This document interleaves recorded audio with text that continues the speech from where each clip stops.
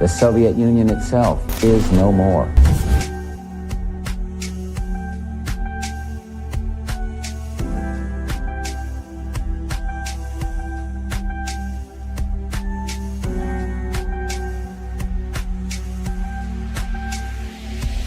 The United States military has begun strikes.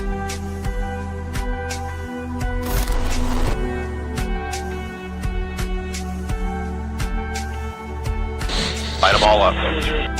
Считаю, что для современного мира однополярная модель не только неприемлема, но и вообще невозможна.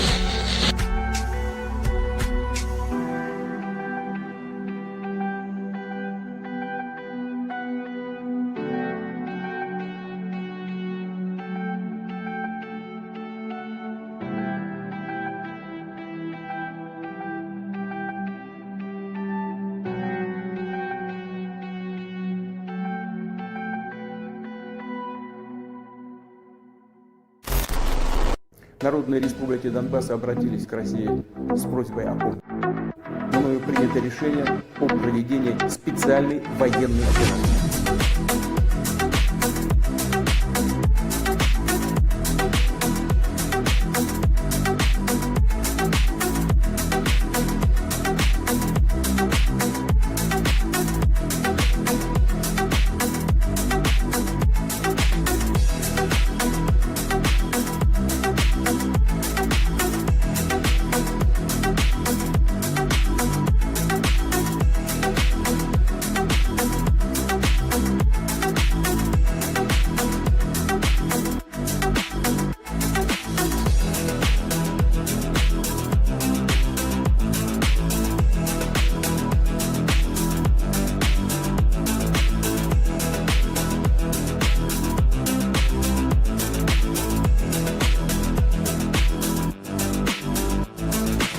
Russian military is taking chips from dishwashers and refrigerators to fix their military hardware. Russia's industry is in tatters. Putin is now isolated from the world more than he has ever been.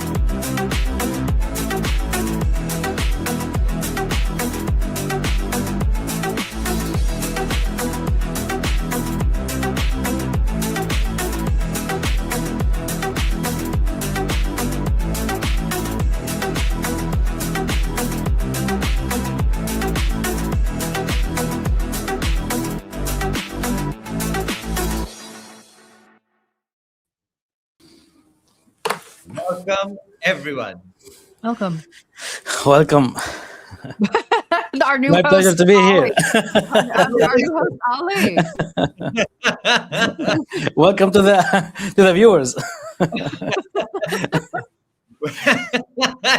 He's a natural. Ali, of course. He's our new co-host. That's it. That's it. Well, I didn't expect to see Ali here so soon, but here he is. There he is. Do you want to introduce our guest? Listen, Ali Rida Sbeity is one of the greatest and finest journalists that Lebanon has ever given birth to. So we are so happy to have him. For those who don't know, we were in Lebanon with him for the funeral for Sayyid Hassan Nasrallah and Sayyid Safieddin. We were together in Yemen together under American bombardment. We were sitting outside smoking shisha, which is a pastime for Ali. Always you can find him with I was there, Steve Sweeney next to me, Ali in front of me, and all of a sudden you just hear that whistling sound. and the bomb goes up. Poor Jackson, starts asking, "Are we okay? What's going on?" And Steve and I jump up like we're ready to go. We're like, "Give us a Kalashnikov," and he's just sitting there, just smoking. He's like, "Relax. What are you doing?" So that's what we were up to. We've been together. We were in Iraq together. Yeah. Iraq together. Yeah. He was with us for Ashura, for Arba'in, for that entire time period. He went to the conference there, the Palestine conference. Yeah. The Nida al-Aqsa conference, yeah. Yeah, the Al-Aqsa conference, that's right. Yeah, right. And then we came after. I don't know, Sarah, did you see Ali when we were there? I don't think so.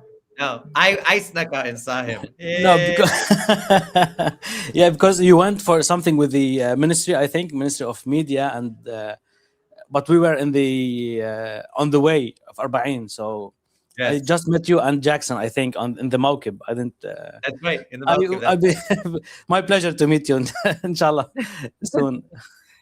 Hopefully soon. So Hopefully. you are now in Lebanon. Yeah. We're now in Lebanon. Tell us what's going on. What's happening? Yeah. Hi, everyone. Hi to everyone is watching us now. Well, I think everyone heard about Lebanon, especially after what happened yesterday, the 100 bombs in 10 minutes that happened around 2 p.m. We were in Beirut. If we want to speak about yesterday exactly, 10 bombings, 10 strikes happened across Lebanon, from South Lebanon to the north of Lebanon, which led to around 300 martyrs and more than 1,200 wounded. Most of them, as the also Ministry of Health confirms, that they are women, children, and elderly. So, and until now, there's no confirmation for any military targets or any military compounds or any military storages that was targeted. All of them, most of the targets were civilian buildings. I'm saying most, not because the rest aren't civilians, because the rest aren't buildings. The rest are cafe shops, are a pharmacy. We have a funeral in Baalbek. They targeted the cemetery, which was holding a funeral in Baalbek. And like also it killed a family of 6 altogether in one strikes. And of course, the destruction of the cemetery itself, and also the civil defense or the emergency workers who were carrying the dead bodies to be buried to their last resting place also was they were killed in that same strikes. We had a pharmacy in Alai, which led also to kill the pharmacist and the number of the people visiting the pharmacy. We had a coffee shop in Uzai, which was a coffee shop that gathers the taxi drivers who usually stay there, wait there until they have a call like from someone, because they work on the phone, especially for the people coming or going to the airport. So all the targets were civilian targets. And I've seen it on X that a lot who are trying to argue that these targets have among them a Hezbollah official or a Hezbollah or a military target. But the question is, like, is it? Can you justify this bombing? A bombing of a 10 stories building like the one in Mazra'ah that was holding Lebanese from Sunni, Shia, Muslims, Druze, 10 stories building with hundreds of families, because it's the owners, and then you have the displaced families who are seeking refuge on those buildings. When you target this building of 10 stories with hundreds of people in it, is it justified to destroy all of this building and to kill all these people just to get one person? Like, even let's say, because till now there is no confirmation that there were military people there or people linked to Hezbollah there, but does the killing of all these people justify this targeting? I don't think so. I think this is mental to think that you can really bomb a building with all these families, kids, women in it, just to target one person. Especially that we know the advantage of the Israeli army by surveillance, by the UAVs, by the satellites, by the tracking of the cell phones, tracking of the cameras on the street, because we've seen them controlling cameras on the street. Because if they want one person by himself, and for him, he's a Hezbollah, and he's fighting this army, and he's willing to die to defend his country. So he doesn't care if he die. They could at any time follow these people and target them like in the battlefront, because these people don't stay in Beirut. They have work in the battlefront.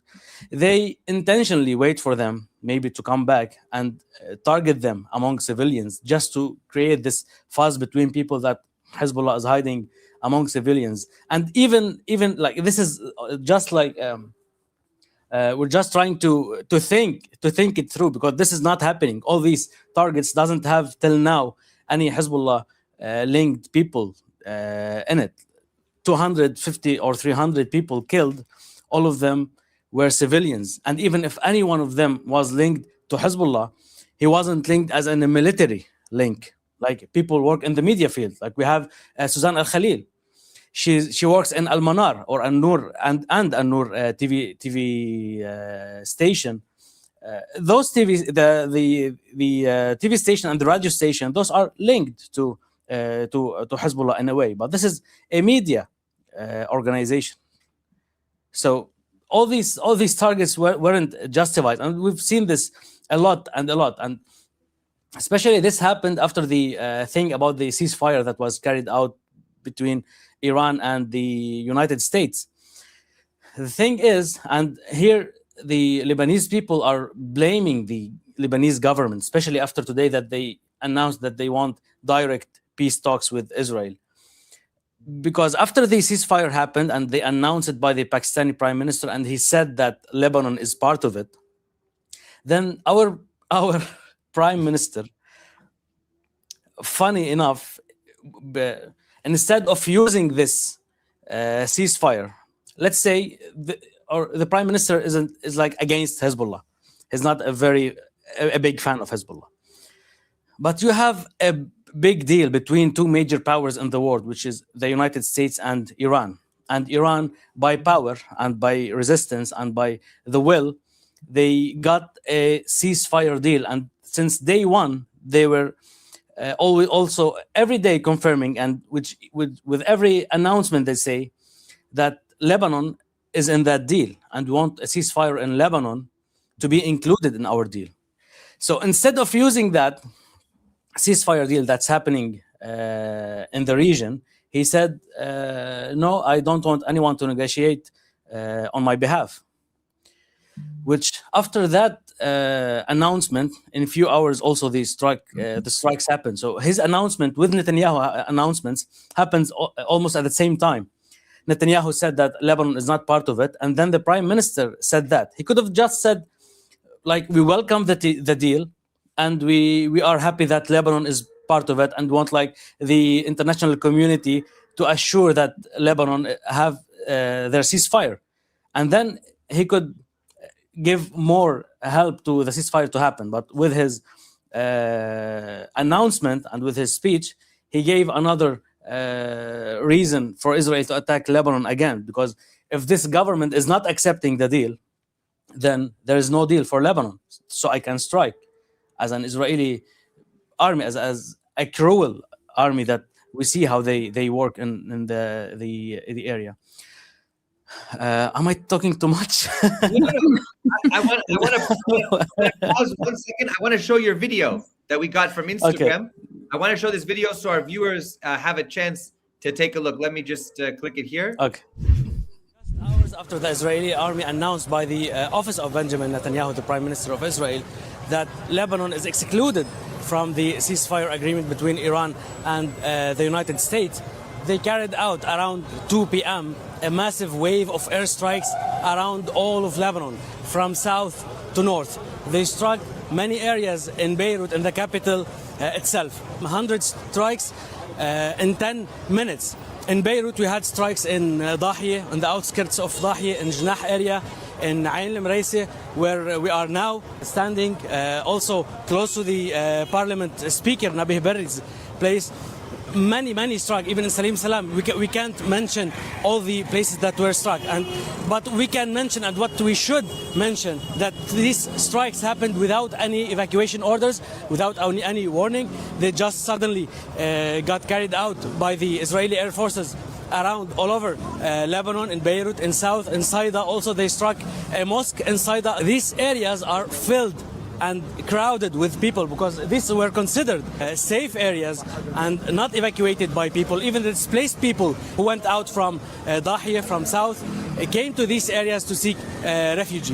The number of the deaths, the casualties and the wounded are very high. Hospitals now are asking for all blood types to be donated in the hospitals because of the high number of the casualties. اللي صار اليوم شغله وحشنه من العدو، ما عنده شيء الا يستهدف المدنيين، وهيدي متعودين احنا على الصهيونيه والاجرام تبعهم.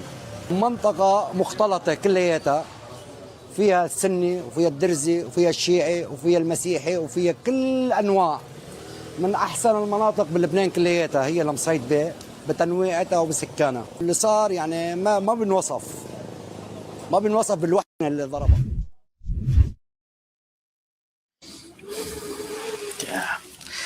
It was a very hard day yesterday indeed, because Lebanon is a small country. So when you're speaking about 300 casualties, so you can barely see someone hasn't lost a dear friend or a family member or a neighbor. I've lost 3 friends in those strikes. Suzanne Khalil, which was a colleague, and I worked with her in many shows because I used to host shows here in Lebanon at Al Manar TV. So she used to be my producer. I have another friend who also works in the media field, Ali Rida. He's also a great man, a great guy. Also Hussein Ghaddar, a great cameraman and great professional also. Even my kids, my twins, they lost 2 of their friends in the kindergarten. So the scale of the strikes yesterday touched every Lebanese, everyone, even people abroad, even someone who didn't lose close one to them, but the scenes and the pictures of the little children and the women who were killed in those strikes. It was a very hard day for Lebanon. Our condolences and sympathy. Thank you, my brother. But we know that this is what we have to pay for when we are defending our country against an army like Israel, because they don't follow any rules. They always claim that they are the most I don't know what they call themselves, but as the most moral army. Yeah, the most moral army. Yeah, I keep forgetting because I don't believe it. Well, of course. So they don't follow any rules. They don't follow any rules in the war, and we've seen it. We've seen it for 2 years in Gaza. In Gaza, all what they did in Gaza for 2 years, and the world stood silent. We know that this monster can be stopped by diplomatic acts, like our government is trying to do. They can only be stopped by power, like Iran is doing, and like it did, and they got their ceasefire, and they're getting the ceasefire under their conditions also. So this is the only way. And for us, everyone is fighting by the thing that he does. Like for us, we're fighting on the media field, and we're fighting by exposing the truth, exposing their lies and their crimes, and everyone is fighting by the thing that he can do the best. So, but on that point, I want to emphasize, because we're in the media field and because it's revealing the truth, this is what happens to journalists. Further rocket attacks were reported against Nahariya and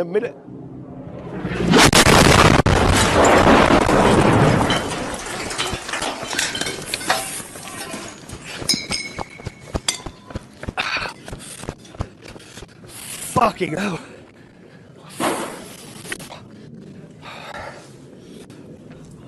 Fuck.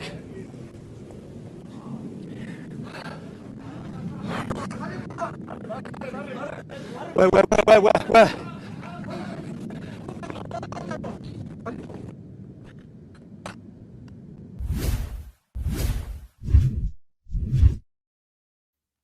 To give context, you were behind the camera. Steve Sweeney, our beloved brother, was there giving the report for RT. And he's laughing. Of course he's laughing because he's a fighter. He's a true man. This is victory. You can't imagine. He was laughing when they were bombing us in Yemen. He was laughing when the Israeli jets flew over us in the stadium. We were at the funeral. All these guys were laughing and resisting. Meanwhile, some of our other friends were like this. They were like, "Oh my God, this is the first experience."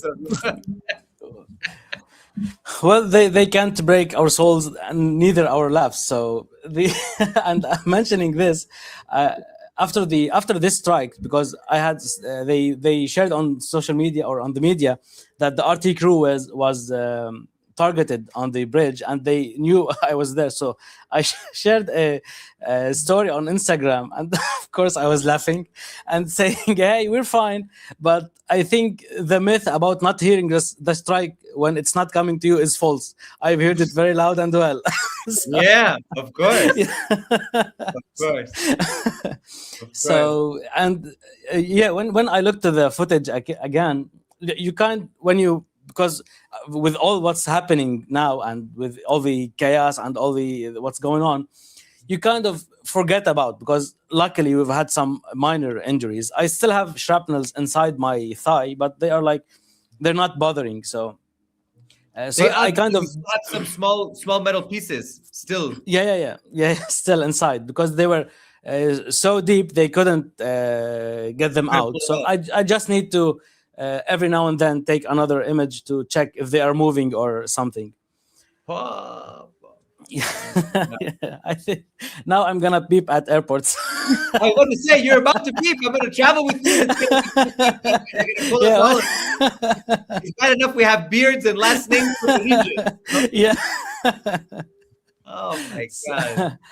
So you kind of dismiss it and just forget about it with everything's going on.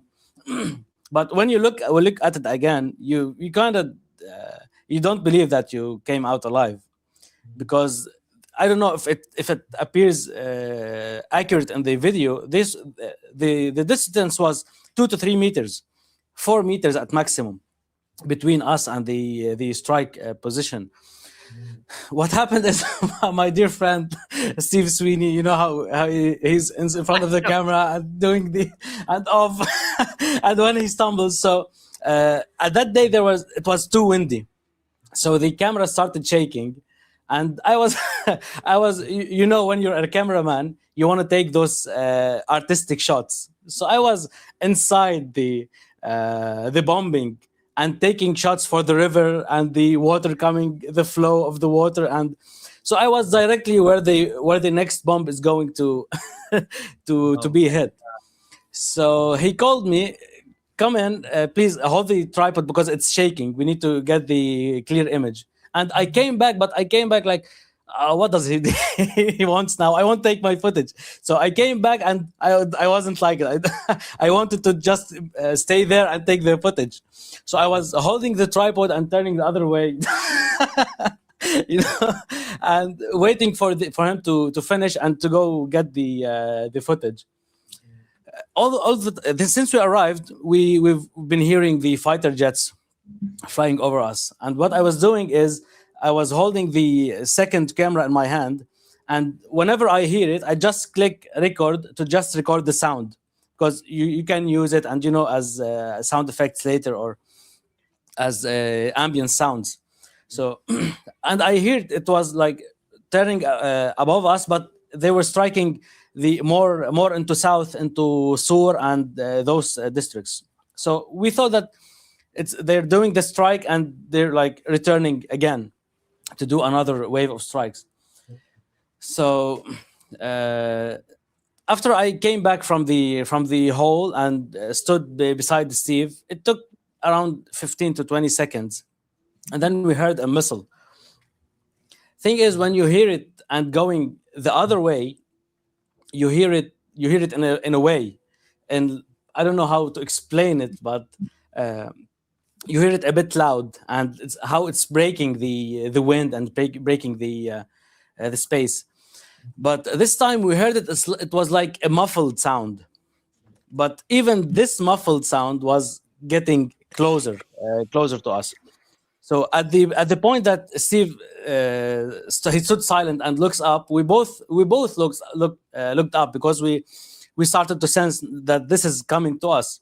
So it took us this second to look up, and then we together turn around, and the strike happened just behind us. We were very, very, very lucky. People said that, yeah, if Israel wanted to kill you, you would have been dead now. No, they wanted to kill us, but we were lucky. We were lucky after we asked a lot of specialists and people who know more about weapons and rockets.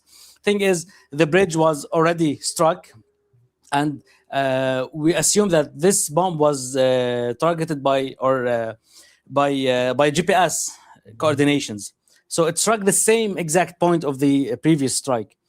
So most of the explosion and of the shock wave was absorbed underneath the bridge, not on the surface. So because you see the hole that was by the previous airstrike, and you see a bit of the bridge still intact, which is just for someone to cross by foot. So if it targeted that area, the intact area would have been like turned to pieces on that exact bridge, because we're too close. And they used the GBU 38, I think, as they told us. So we were alive just by luck, and to have some shrapnels, like Steve has them on his two hands, left and right. I have on my left thigh, but like even our vests from behind, you see where the shrapnels were hit inside in the vest. So we were very, very lucky. It was just a, I don't know, act of God. He saved us. And Steve saved you. I have to kiss Steve and thank him. Yeah. He saved you. Your ass was looking down there. Yeah. Like it's like a fucking Hollywood movie. Yeah. Meanwhile, there's jets going up there and saying, "Get over here. It's windy." Like, oh my God. Like even now, there's drone overhead. I think you can't hear it because of the microphones, but there is drone overhead in Beirut since hours ago. This is like, for us, it's been normal that all the time you hear drones over Beirut and other cities in Lebanon. Oh my God. We actually, and you weren't wearing helmets. Now you're wearing helmets these days. You weren't wearing helmets. Yeah. I think you got a talking to about this. That day also, we weren't supposed to be working, because it was the last day of I think it was the last day of Ramadan or the day of Eid. So it was Thursday, and Friday it was a holiday. And I called in sick the same day. I told Steve, "Look, I'm not coming to work today. I'm very sick. I had a tough night, so let's have a rest." And he said, "Yeah, okay, it's fine." You know, he loved it when I call sick to just chill at home. So and then I thought, no, tomorrow is a holiday, and we have the weekend coming, and so let's do something today on Thursday, and we'll see. We'll take it more easily on the weekend. So I called him, "Yalla Steve, prepare yourself, I'm coming in." So I don't know if it shows in the footage, but I was wearing a pajama. I wasn't I wasn't wearing the work uniform or the something for the field. I was wearing a sportswear, and when I went there, I opened the car. And I was really sick that day. I told Steve, "Do you think we should wear a vest?" For me, I didn't even want to wear the vest. Ali, I'm gonna because the bridge, the thing is with that bridge, exactly, because people stay to accuse us that you drove yourself into this position. Thing is, the bridge was targeted exactly 16 hours before our arrival to the scene, and there were a number of journalists who came to that bridge to cover since the morning, even before we arrived. And the bridge wasn't usable. Like, you can only cross it by foot, only walking. You can't, by car or any other vehicle, can't cross the bridge. So there is no military advantage or any goal in targeting the bridge again. And even the Lebanese army told us, "Yeah, go film. It's safe. It's good. You can do whatever you want." Because normally the Lebanese army, they have the UN, the UNIFIL, they get calls from the Israeli army, and they call the Lebanese army to tell them that we are targeting this spot, especially if this spot is close to the Lebanese army position. And their position was around 10 to 15 meters from the bridge itself. And if they wanted to target, and it's still a target, they could have called them and told them that we want to target the bridge again. And so by all means, it was a safe, not all means, let's say 80% it should have been safe, because it was a targeted place, no military bases, just Lebanese army, nothing, no need to target the bridge again. It was already targeted. So we thought it would be safe. And for us, it's like we're not new to this region, especially South Lebanon. Me and Steve, we've been 2 years in South Lebanon since the 66 days war, working in Lebanon, in South, and we spend a lot of time in South, directly on the borders, and we have a lot of footage showing also how close we get to the Israeli bases in South while filming and reporting their crimes in South Lebanon. So we know exactly what we're doing and how we're doing it. But after this incident, a helmet, a vest, all the time. All the time. All the time. We have another video here. This is after the attack. So I'm going to play this for us. Yeah. This is Steve here. Yeah, well, you've probably all seen the footage of the airstrike that took place in Sur district as we were reporting on the destruction of a bridge. We've been treated in hospital for our injuries. I had a shrapnel wound in my arm, deeply embedded in the muscle here. That's been taken out, and here it is in this pot here. But what I do want to say is that this was a deliberate, targeted attack on journalists. There's no mistake about it. This was an Israeli precision strike from a fighter jet. What we were doing was we were reporting on the attacks on bridges, which is effectively severing South Lebanon from the rest of the country. 1 million people now internally displaced. This is the real story. It's not about us coming under attack as journalists. What we're seeing now, and what we were reporting on, is this plan for Israel to ethnically cleanse the south of Lebanon. This is without doubt an attack. This is on the scale, or bigger than the scale of the Nakba. This is the forced displacement of 1 million people, which remains a war crime. And also we have to say that attacking journalists is a war crime. Attacking civilian infrastructure is a war crime. But if they think that they're going to silence us, if they think that we're going to stay out of the field, they're very, very much mistaken. I love that, man. Really. Yeah. Well, we do. I know the feeling. I know the feeling for sure. One thing I want to add is that when we were in Lebanon, Jackson went earlier. So we were there. Our DD Geopolitics team, Jackson was there, has a whole bunch of people. And when they went to the south of Lebanon, when they went near the Israeli bases that they had built, some of the forward operating bases, they had the snipers there. They were pointing the guns at the journalists. This is not unknown, and this is in and of itself is a war crime. Even the threat of violence against journalists who are civilians, who are protected category under international law and also under the international law of armed conflict. So it's a shocking thing that this has been a systematic and deliberate attack on journalists, not only in Lebanon, in Gaza, in Iran, and elsewhere. This has happened. The U.S. attacked journalists in Iraq. That was the famous video from the Apache, from the gunships, if you remember, that got Julian Assange and oh my God, the name's in my mind, Chelsea Manning, also in deep trouble. So this is something that's important. The other thing I want to mention is that what Steve said there is so important, and I want you to go into a little more detail because you're experiencing it. You are experiencing the displacement.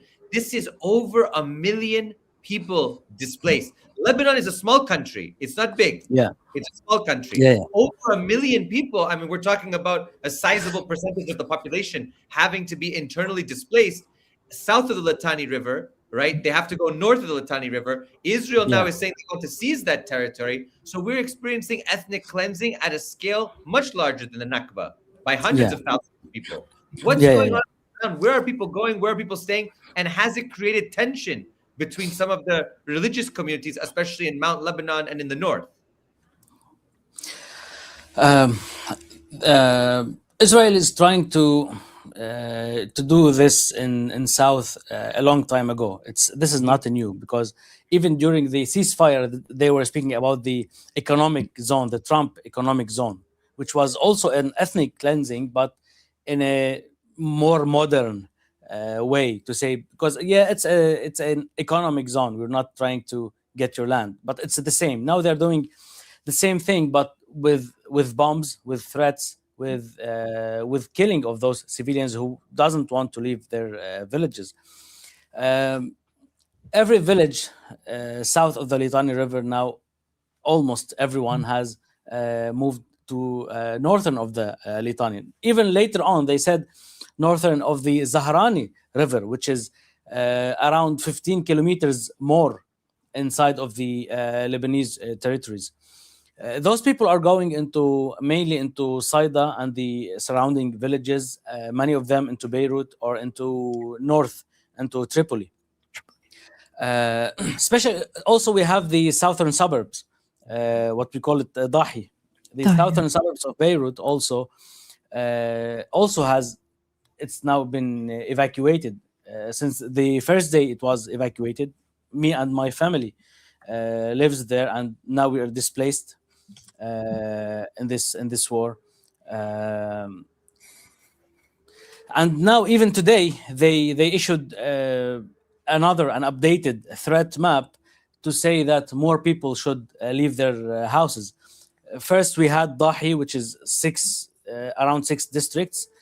Today they added 2 more districts or 3 more districts where they were full of people, full of the same people who lives there, and a lot of displaced people, because those areas weren't evacuated during the 66 days war.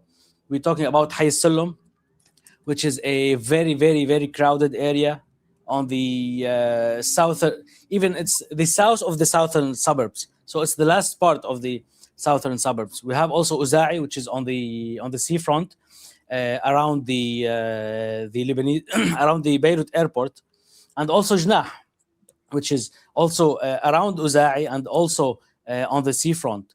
So those areas, exactly this map, those areas are added new to the map. And even the upper part, we're seeing down there, down to the left, the airport, down to the right, where it's saying there's an Arabic word. This called in a black box. It's saying Al Jamia Al Lubnaniya. This is the Lebanese university. This is an official Lebanese university for the government, and 2/3 of it is included in this threat map. Also, we go up there until this blue icon. This area is mixed between the southern suburbs, the Shia, and also there are some Christians there on that area, because all this area is included in the Shayyah area, what they as they name it, the Shayyah area. So before this threat map, there was other map. It was a bit smaller, and even that was very a big amount of people left the area, left the region, and they left to these. Many of them left to these added regions, and now even those need to flee. I had during the day a lot of calls from people saying that We've just left. We are in the streets. We need somewhere to go because the government is trying to do something, but it's not doing enough for those people. So And where are you people speak staying? about- People are asking, where are they staying? Are they staying with relatives? Are they staying with people? Are they in the streets? Are they with tents?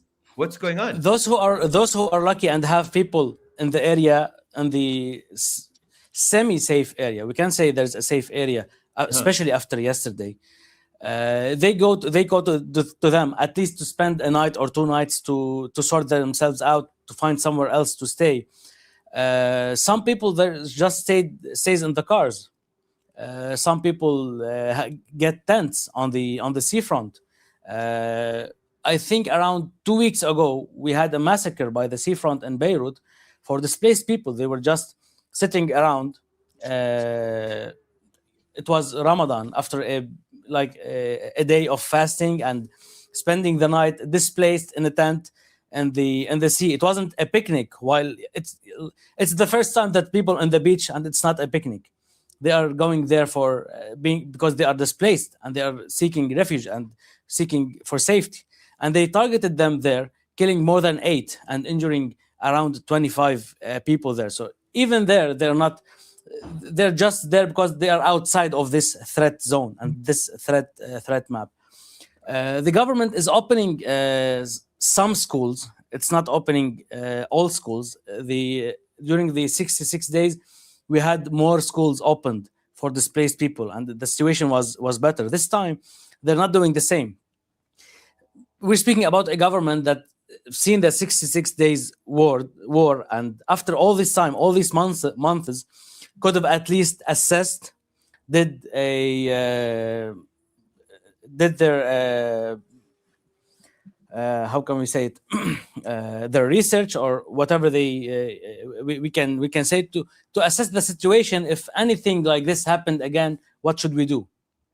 Till now, they're still saying, yeah, we are trying to do this and this and open schools or whatever to the people.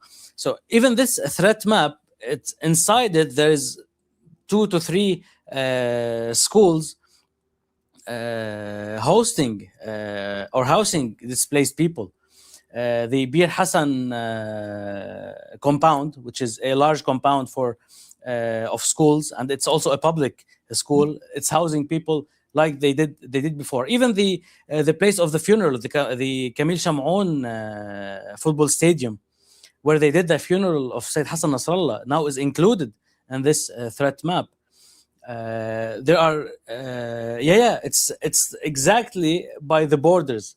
Yes, it's by the borders. That's right. Of the so in this new map, the stadium is inside this threat map, inside this red zone. And we have 2 major hospitals added, because before we had a hospital, a Rasul Azam hospital, which is on the airport road.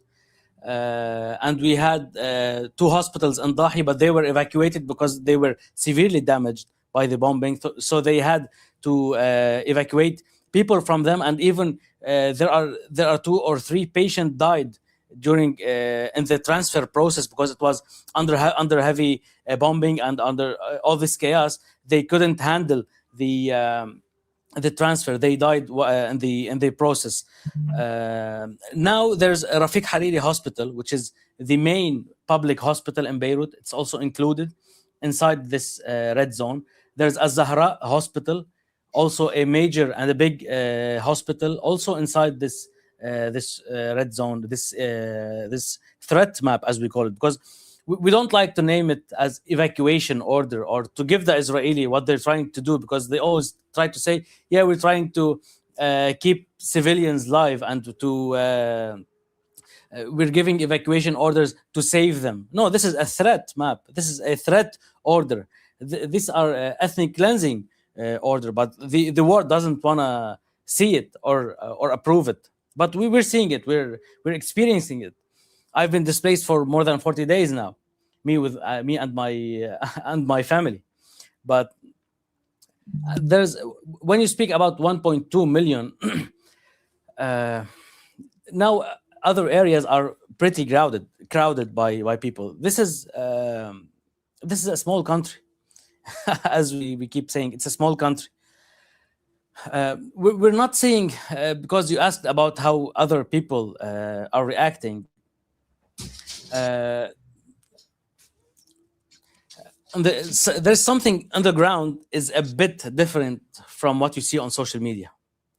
This, to be honest, because I have people displaced. I know people displaced in Tripoli. I have know people displaced in Akkar, Tripoli, Akkar. Those are Sunni areas.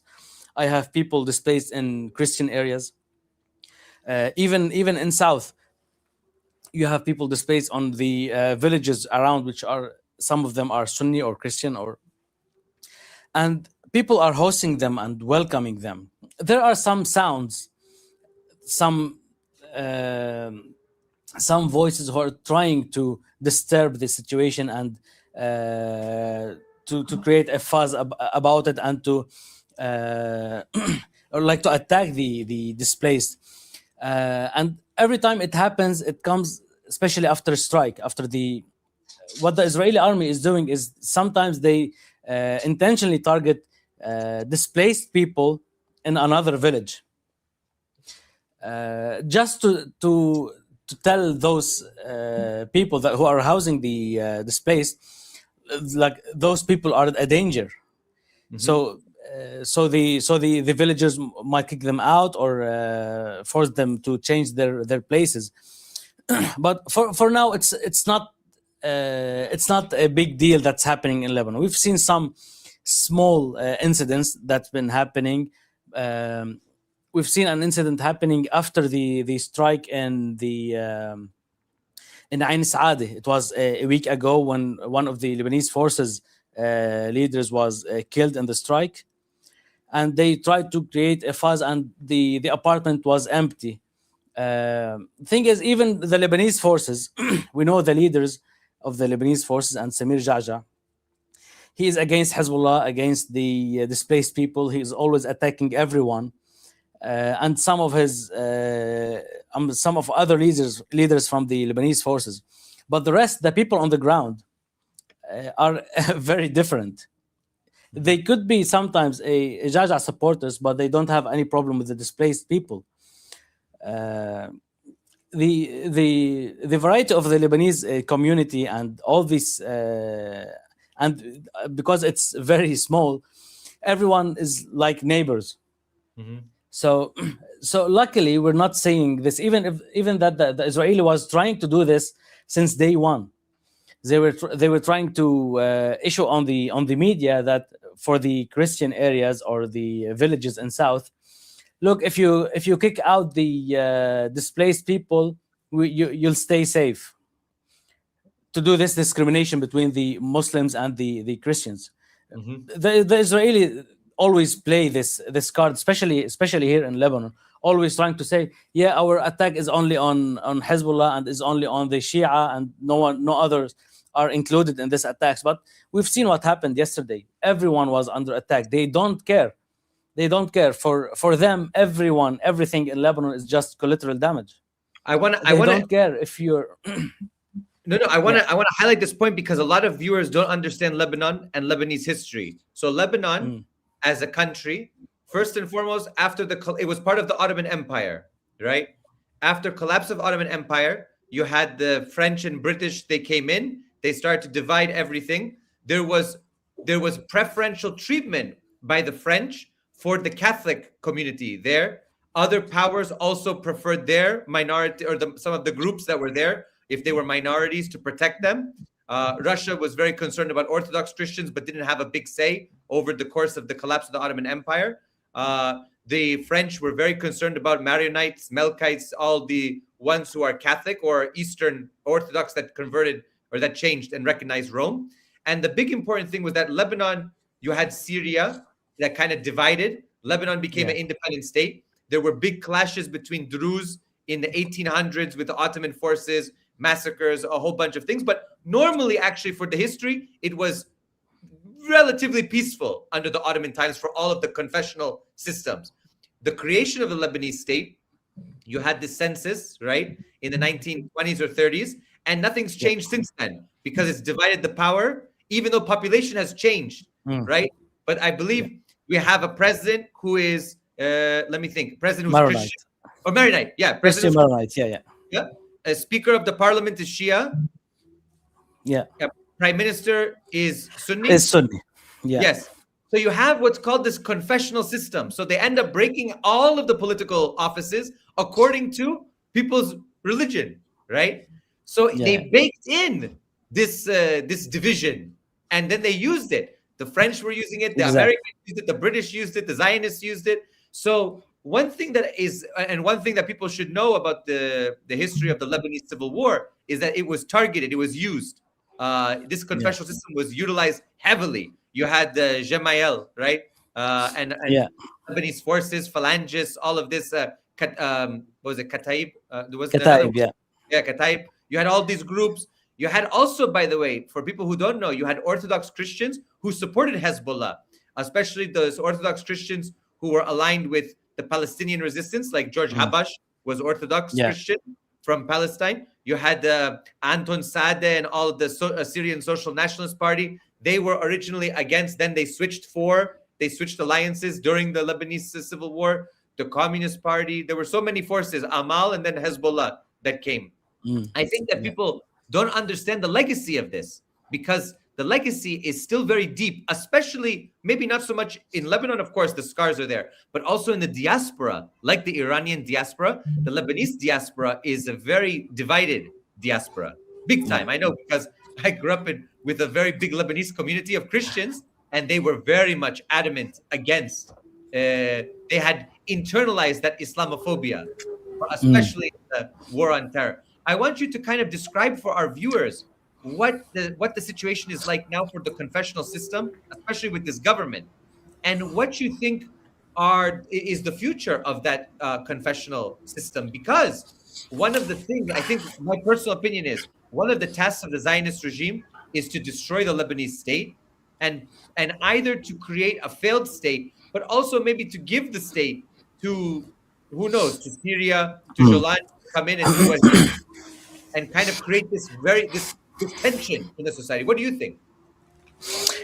Well, I think with the current government, they don't need to give it to anyone now, because they're doing a very good job on their behalf, on behalf of the Israeli and the Americans. Unfortunately, we have now the Prime Minister Nawaf Salam, and we have the President Joseph Aoun, who, as we said in the first, that they refused to be part of this ceasefire, just to not show the world that they are accepting something from Iran, to keep telling them that we only want things from the United States, which actually means we want things from Israel. And now they are calling for the peace, direct peace talks with Israel. And funny enough, Netanyahu came with a speech today, the same day, calling in for this peace talks, and even setting a date on Tuesday for it. So you can't believe that this wasn't a setup and they just waited for a moment to announce it. You couldn't just make an appointment and choose the people and the place for the discussions and then suddenly come up with it. This was planned before, and now they announced it. Thing is about this splitting of the power in Lebanon. It's been used, as you said, it was used during the Civil War. It's been used by the United States. Even during the 66 days till now, it's been used. The United States always try to amplify the Christian powers, but what they don't understand is that you can never trust United States.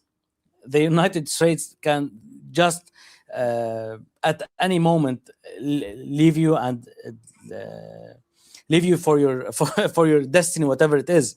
They don't care who you are or what you are. And we've seen how they're doing around the world. They just started a war in Iran because Trump wants to happen it without any all what he said. No one is believing it about the nuclear weapon or the nuclear facilities that he's been destroying every week, or the missile industry, the Iranian missiles that he destroys every Monday. you, every every Monday he comes up. Yeah, we've destroyed Iran. Yeah, like come on.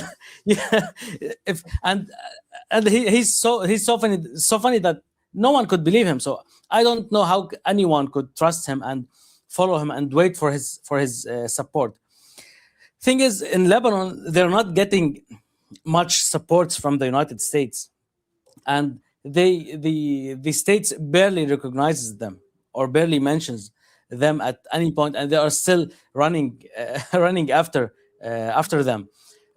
Even during this war, when it started, the president and the prime minister were trying to say, yeah, we're seeking for peace talks with Israel, and the Israeli response was, we have no one in Lebanon to speak to.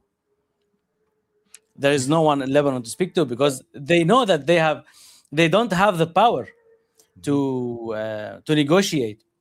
But they just did this game yesterday, and they used the situation just to turn the table around and to be able to go into the peace talks. So it's very disrespectful to always try to to get the support from a country like United States, like from this epistemic state. It's very funny that someone is really asking for their support and for their help, while at any moment they can just kick you out and step on you, just continue forward whenever they see where their goals goes. The other problem in Lebanon about this splitting of the power is that we have an election system that is so messed up that is not even showing who's really got the power and got the majority in Lebanon. As you said, they started it as because the majority of Christian Maronites, but through the years now, by the elections, by the numbers, the majority are the Muslims. The Sunni and the Shia are almost equivalent, and then you have the Christians. But they created an election system that, to be honest, I can't actually explain it too much. But trust me, they did it very funnily that you can't actually process how they calculate the numbers. Let's say, for example, in Beirut, we have a Hezbollah MP who got 34,000 votes, and then we have other MP who got just a few thousands. So, and among those votes, like you have the lists of this, because you elect each area by itself, not one area in all of Lebanon. Let's say we have Beirut. You have the list for whom you want to elect. You choose the list, and then you add, and we call it Sawt Tafdili. It's like additive sound or a bonus vote. Let's call it bonus vote. So you add a bonus vote to that list, and then they calculate the list, and then the bonus list to come out with another result. So one could have 34,000 votes, and one could have 3,000 votes, and they could both come in and join the parliament, because this one is Shi'i and this one is Sunni or Christian. So they use this point just to create a mathematic system at some point to get this, to keep this sectarian. Oh my God! You can't make this up. It's very funny. This is so crazy. No, this is true. This is the now Hezbollah supporters, since the end of the 6 days war and all we've seen, they are all asking for a real and legitimate election system, just voting and counting. We just want this for everyone to get the real size, because when they Hezbollah MPs in Beirut and Ali Ammar in South, Ali Ammar got the voices for 43,000 voices, which were more than 3 to 4 lists gathered. and still he got elected, and those who got few thousand got elected. So if they get it as a one sector or a one voting space for all of Lebanon, and they just do a normal election, Hezbollah would crash all of them, would crash everyone in the parliament. Who will get the most number of the of MPs or the parliament members in the parliament? And this is exactly why they are not changing the election system. And also why they're not doing a new census, I assume. Yeah, yeah. Imagine having a census from a century before, and you can't change it because if you change it, it's going to completely upend the whole country and the whole region. Yeah. You don't want to acknowledge that Christians are a minority now. So we're going to keep it 1930. Yeah, exactly. You know that they're not just keeping this; they are also keeping like the official count of people. Like when you go now to Wikipedia, they I think they show 6 million or 4.5 to 5 million people in Lebanon.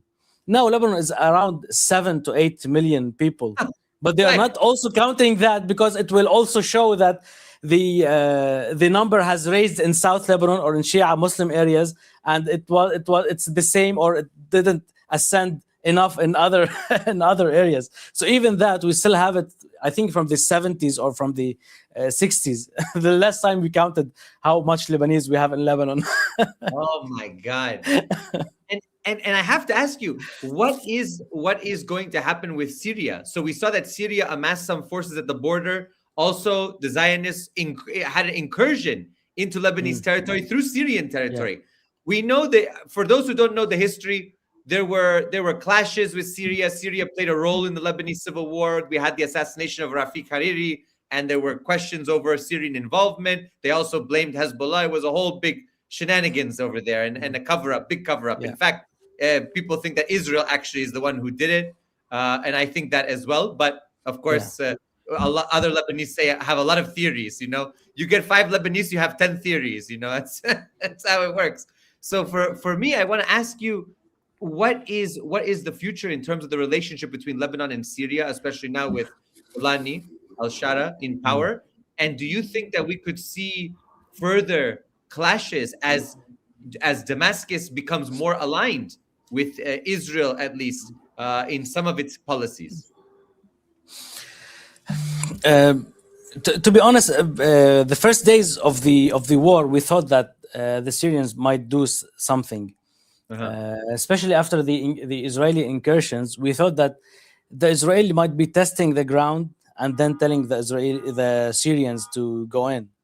So they had 2 incursions in Bekaa, one in Nabishit and the other one around the same area, but they were both kicked out and repelled by the by Hezbollah and even by locals. Trust me, you don't want to mess up with people in Baalbek. No. You don't, because people there, they reported that they've seen women getting out of the windows and the balconies with the Kalashnikovs, AKs, and firing at the Israelis. You don't want to mess with Baalbek. You don't want to do that. The good thing that Baalbek is on the side of on the Syrian side and on the Syrian borders. There were reports about the Syrian gathering on the borders, but till now there's nothing could be confirmed that they could do or they would do something. Especially now, like I think everything before today and after today, you should look at it differently. Mm-hmm. Before saying about the direct peace talks is very, very far different from after that, because I think even the coming days we will see less bombing to the capital, to the Beirut, not because Israel is a lovely puppet, but because they're trying to tell the government, like, look, we're good with you. They're gonna give salam, nawaf salam, that to tell the people, look, I stopped the bombing in Beirut, just to make these peace talks faster. Mm-hmm. And at some point they will even bomb Nawaf Salam himself. They don't care. when at one point when he's not on their mindset, or that he's not doing as they want, they will bomb him. And he I don't know if he's I think it's not polite to say idiot, so I'm not gonna say idiot. So I don't think so. I don't believe that someone who was the leader of the international court, or the president of the international court, could be thinking this way, that he can trust Benjamin Netanyahu. Like, I believe that even Trump doesn't trust Benjamin Netanyahu, and even Netanyahu doesn't trust in Trump, because those epistemic creatures, they only care about their own selves, and they don't care about anyone else, however and whatever they did for them. Even if they started a war on Iran for them, they still gonna leave them at the first corner they have to. So and Nawaf Salam is trusting them. I don't know why he's doing this, and he's a Lebanese. He's been around. He know how Israel treats Lebanon, because you know enough the history of Lebanon. But I think the viewers might not know, and might think that this war is just 2 years old. We've been fighting with Israel since 1984. We had the massacres in South Lebanon in 1984 by the Israeli gangs in the area, who were getting inside the Lebanese villages and killing people and trying to ethnic cleanse the south of Lebanon to grab more lands. And even till now, we have 7 villages still occupied by Israel in south of Lebanon. So this is not new, but this just escalates every now and then. We also had Sabra and Shatila. We had so many horrific massacres. I mean, unthinkable crimes at that time. And people think it's ancient history. It just was 1 generation ago. Yeah. You have the massacres in Hula in South Lebanon. You have Sabra and Shatila. You have other Palestinian camps. You have the 1982 when they tried to get into Beirut, and they were also kicked out. And then in 1982 was when Hezbollah was created. So Israel started attacking Lebanon in 1948. Hezbollah was created in 1982. Not because we just love to hold guns and to start war with everyone. It's because we didn't find any way to defend the country other than that, because our government is staying aside, and it's always treating south of Lebanon as if it's not part of Lebanon. And it's been like this since a very, very long time. The thing with Lebanese people and the southern Lebanese people, the government never treated them in a way to feel connected to this country. It always treats them as if they are in another country, or they are not a first class civilians. They are like a second class. We think about Beirut, the capital, the Christians, and then let's see what's left. We give it to the south. What people doesn't understand in South Lebanon and in the southern suburbs, what they call is the Hezbollah area. It's not like an area it's sieged and we have Hezbollah fighters around it and no one can get in and out. You know why they call it a Hezbollah controlled area? Because it has the Shia community who are, all of them supports Hezbollah.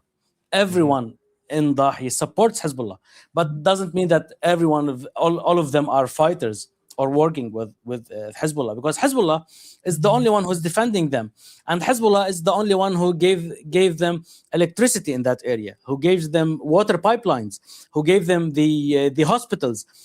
Most of the hospitals in Dahi are hospitals built by Hezbollah, even schools.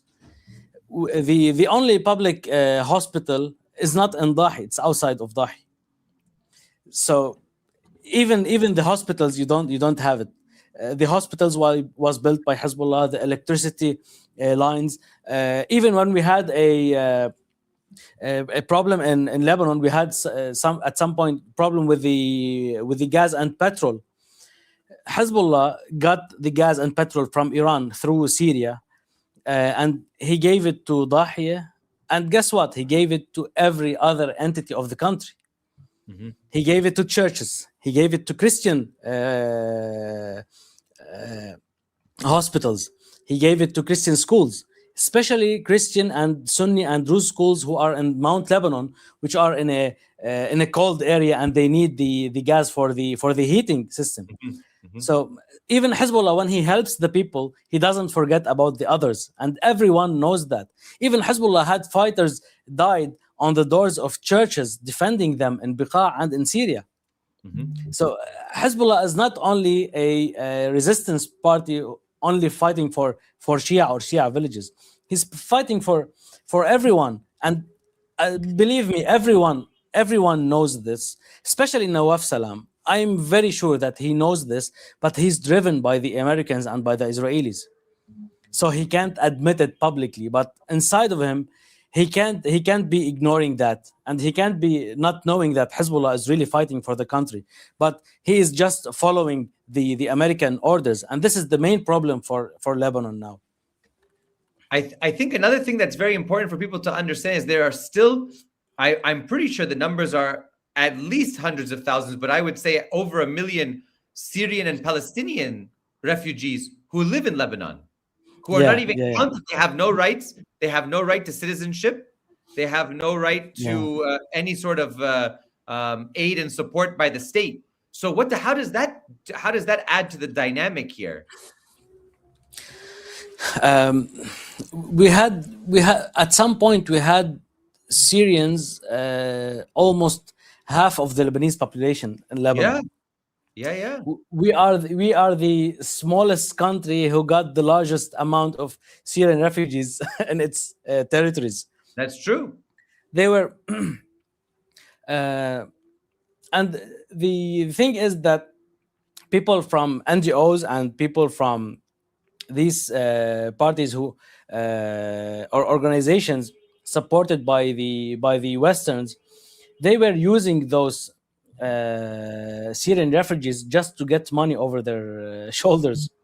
Mm-hmm. They keep asking for money. We're helping the Syrian refugees while they're giving them only small bits and pieces.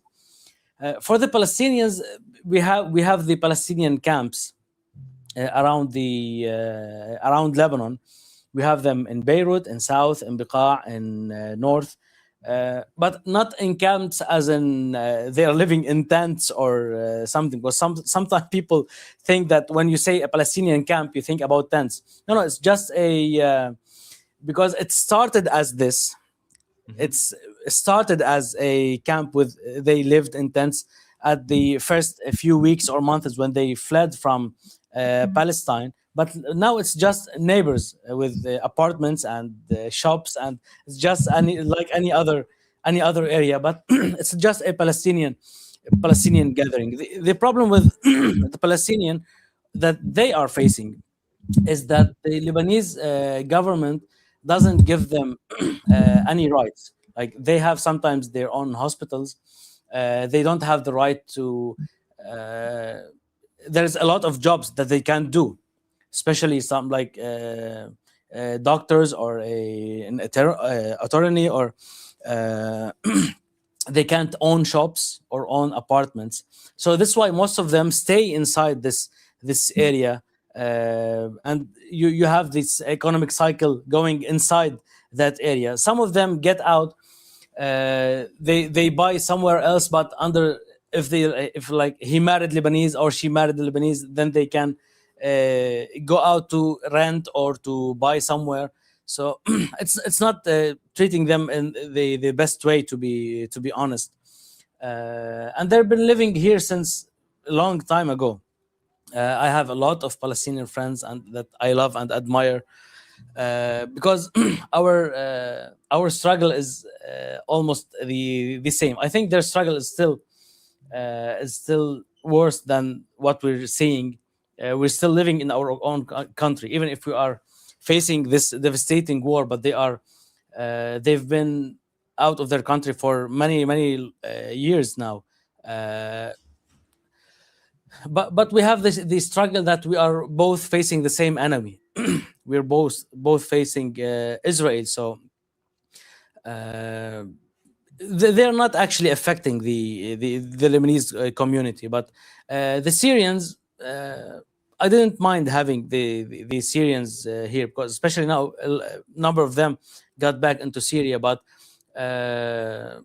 people tried to blame them at some point for some economic crisis, that they are taking Lebanese jobs or whatsoever. But thing is, Lebanon itself had an economic crisis, and it was devastating for the currency. So you can't actually blame them for that. So yeah, there's still for now, a lot of Palestinians and a lot of Syrian refugees still in Lebanon. Actually, many of them, because now the Syrians in Syria, who are always attacking Hezbollah and the Shia community, a large number of those displaced people now, they are Syrians. There is a big amount of those displaced are Syrians. And they are displaced because they were living and working and going all their daily life. They're studying, their medications, everything inside a Hezbollah-controlled area and a Shia area. So this also counters all the tale that Hezbollah and Shia doesn't accept Syrians amongst them. So they are now displaced with us from the Shia area to outside of Dahi and of South. Another important thing, the last community that we didn't really talk about was the Druze. Now we have Wali Jumblat, we have a lot of the history of the Druze community in Lebanon as well. How is the Druze community in Lebanon vis-a-vis the resistance different, or because we have the Druze in Israel who are very much supportive of any of them, of the government. We have the Druze in Syria as well, who are now divided more or less, but also there's a part of them that support Israel. What's the situation with the Druze in Lebanon? The Druze of Lebanon, they are still a minority in Lebanon. They live in Mount Lebanon area, and they still goes against the Israeli army. They haven't got the what some of the Syrian Druze did is to call the protection of the Israelis, or to be close to the Israeli, or to even though we all know that the Druze communities, they also always consider themselves as one community wherever they are, but we still have in Lebanon, they're still identifying the Israeli as an enemy. And this is a very good sign for now. And even Jumblat always changes his mind. He's very known for that. But but they at least for the, let's say, for the last period of time, he's been very good. He's been very good because he's from a decent family, you know, his father, and they know who the real enemy of Lebanon is, and he's still on that. He's still on that track. Very good, very, very good. Sarah, any final questions? I know it's late for Ali over there. He has to get to work in the morning. I just wanted to know what Ali's feelings were about what's kind of happening. We don't even know if there will be talks in the next, I guess it would be in the next couple hours, honestly, right? Because it's in Pakistan. And, you know, what are you, both of you, I want to know what you guys think is in store for talks. I think the talks you mean by Iran and the United States. Didn't they postpone it to Saturday, or it's not confirmed? I thought it was tomorrow. See, I thought it was tomorrow. It should be tomorrow, but I think for us today, we're Friday now. I thought it was on Friday. Did they push it back to Saturday for Jummah? I think they pushed it to Saturday, but either way, if it's Friday or Saturday, the foreign ministry of Iran today announced that they are going to the peace talks, but they are still asking for the 10 points, which is Lebanon is one of them.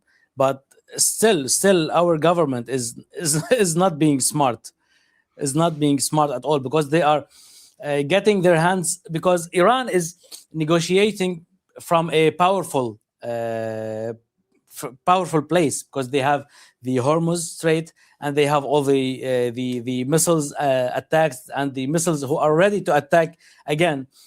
When you want to negotiate, you should have something to force it into these negotiations. And you had the opportunity as Lebanese to be to put ourselves and to assure that we are part of these negotiations, because we have someone who's negotiating from a powerful point. And they said, no, we don't want that. Let's do a straight or direct peace talks with Israel. When the ambassadors or whoever they are gonna send and who's gonna sit with the Israeli, so you don't want Iran to support you with this negotiation. You don't want Hezbollah, which used to be the main weapon of negotiations and the main power of negotiations.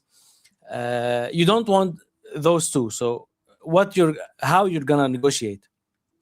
What power are you gonna put on the tables? What's your cards? You have nothing to play with on this table. They're gonna eat them at this negotiation without a question. They are missing a very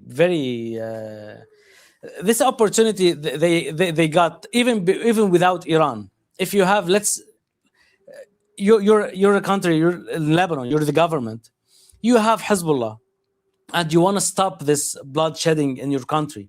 Even if you don't support this military force or this party, but at least use it. And Hezbollah doesn't mind. He's very happy to be used in this way. Use Hezbollah. Tell them that, well, we want to negotiate 1, 2, 3. We have Hezbollah. They want to disarm. Well, the Lebanese government can just use Hezbollah as a power card on the negotiation, that we can't control Hezbollah. We want this and this and this. If you give us this, then we can ask Hezbollah to maybe stop firing rockets. They can use it in a very smart way, but they are not doing that.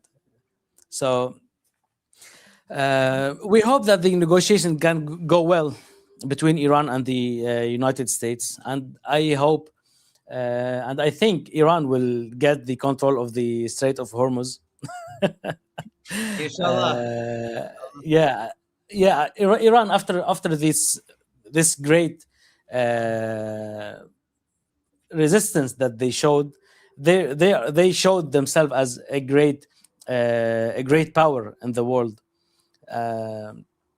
It was the people, the Iranian people, like for me, I believe that I'm crazy enough to be.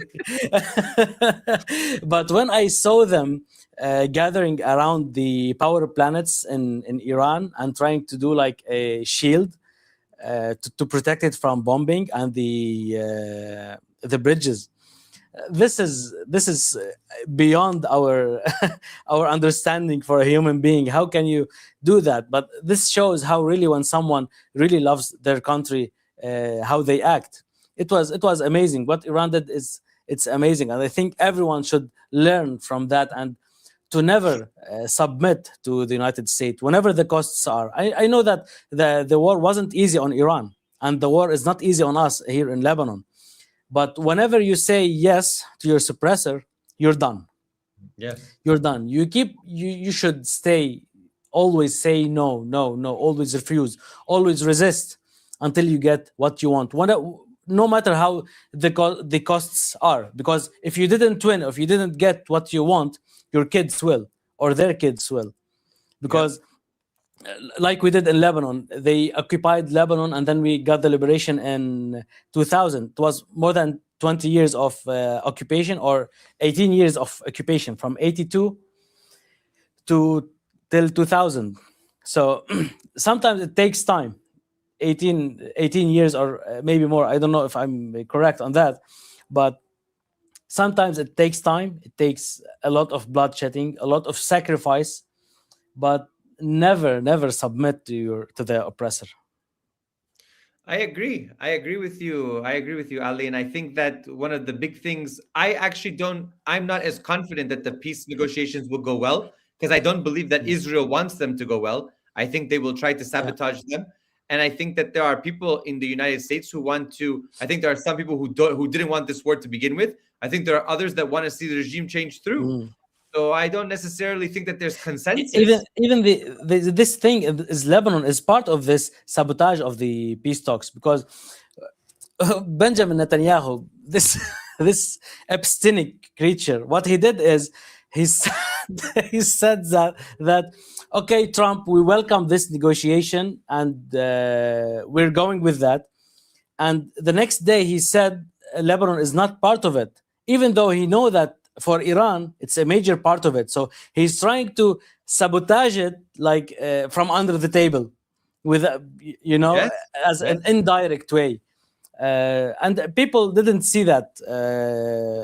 Didn't see that what he's trying to do. I spoke about it yesterday. I shared something on the Instagram, and I told people that this could mean the bombings in Lebanon, because before the bombings in Beirut, we saw bombing in South Lebanon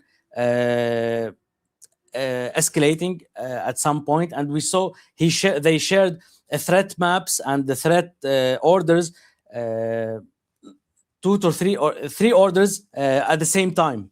So they were trying to create something. So I said that this could mean 2 things. Even the Israelis are trying to use the last hours of the ceasefire before it kicks in, so they can achieve more goals before they get forced to submit to the ceasefire, or they are trying to sabotage the ceasefire. And it turned out that they are trying to sabotage it, and they succeeded at some point. I think you're absolutely right. It remains to be seen, but I will tell you one thing. Until Palestine is free and until Zionism is destroyed, this region will not know peace. Iran will not know peace. Exactly. Lebanon will not know peace. Yemen, Iraq, Syria, you name it. So long as that entity exists, it will be chaos and war in the region, because that's its ideology. It has no It is driven by that. We are all Amalek. So I'm happy to be Amalek, Chris, you're not off the hook yet, and neither is Ali. We have a bunch of super chats, but they're all mostly for our guests. So go ahead. I'll put them up, but you got to read them. So, okay, thank you, Mo. And here's Uncle Haz. Uncle Haz, Amujan. We are. Good evening to Team DDG, Ali, and all of Lebanon. Know that Iran is with you, and we will never abandon you at any price. Our hearts are with Lebanon, Palestine, Iran, and all resistance. I also have twins. Ali, congratulations. Ali has that Mirandi haircut. Habibi. Send him our appreciation for bringing us these stories and images. And I think we did cover this, but if possible, can we get some info from Ali on how the Lebanese are reacting to the Lebanese government's betrayal and decisions regarding direct talks with Israel? I think Ali covered that, yes? Yeah, we covered that. No one is accepting it. Who is accepting this thing are very, very, very minor. Everyone is calling out on the government for being for acting like this and for asking for these direct talks. And they reminded them because they tried it before and it led to clashes, internal clashes, and to throw off of the government. So they are trying to remind them of that, because don't forget. Don't forget. We will see if we can get merchandise into Lebanon. If not, I'll send somebody on a super secret mission with t-shirts into Lebanon, but we'll figure it out. Because Chris has a message in Greek your noodle letters or whatever that is. Thank you, champ. And I've learned so much. By the way, this is a point of unity. The Greek alphabet is based off of the Phoenician alphabet. So no, I'm not laughing about the alphabets. I'm laughing because you are from every part of the world. What can I do? What can I do? What can I do? This is the beauty of America.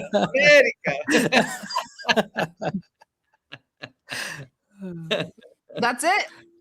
Beautiful. Ali Jan, thank you so much, Habibi. Really. It was my pleasure. And I hope I did well in this interview. I hope the viewers got some good information and some good point of view about Lebanon. And fantastic. Really, it was nice to meet you, Sarah. Nice to meet you. We'll see each other all together soon in person. I hope. We had 6,000, almost 400 live viewers. Thank you guys so much. Good. We will talk soon. Thank you so much. Lots of love. Ali, take care. Be safe. I love to your family. And everyone, be well. Good to see you all. Thank you so much.